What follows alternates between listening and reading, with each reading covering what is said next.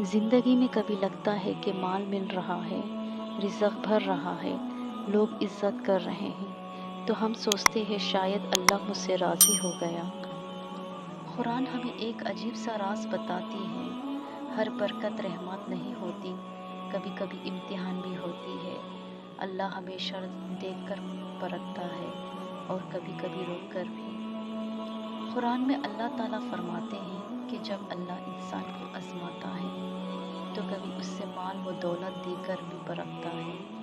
انسان سمجھتا ہے کہ یہ عزت ہے، یہ کرم ہے، لیکن اصل میں ایک امتحان ہوتا ہے۔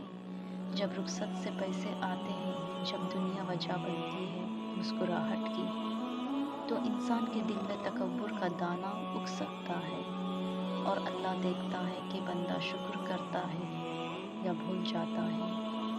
مال کا ملنا رحمت ہو سکتا ہے، مگر کبھی کبھی وہ آپ کی سب سے بڑی آزمائش ہوتی ہے، کیونکہ جتنا زیادہ مال ہوگا، قیامت کے دن اتنا ہی گہرا حساب ہوگا۔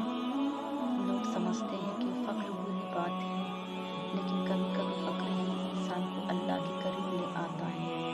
جب جیب خالی ہو جاتی ہے، دل سجدے میں بھر جاتا ہے، جب دنیا پیچھے ہٹ جاتی ہے، اللہ قریب آ جاتا ہے۔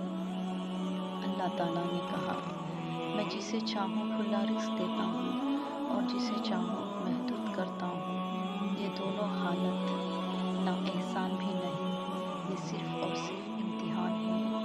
اگر مال ملے تو اس کا شکر کرو، اگر روک دیا جائے تو صبر کرو، کیونکہ اللہ سب سے بڑا ہو کر دیتا ہے اور سب سے بہترین وقت پر دیتا ہے۔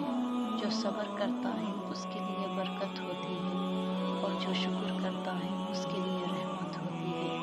مال و دولت کا اصلی مقام دل میں نہیں ہونا چاہیے، بس ہاتھ میں ہونا چاہیے، کیونکہ جس دل میں دنیا بس جائے وہاں اللہ کا نور کم ہو جاتا ہے۔ جو اللہ تم سے چھین لیتا ہے وہ کبھی تمہارا نہیں تھا، اور جو اللہ دیتا ہے اس کا کوئی رک نہیں سکتا۔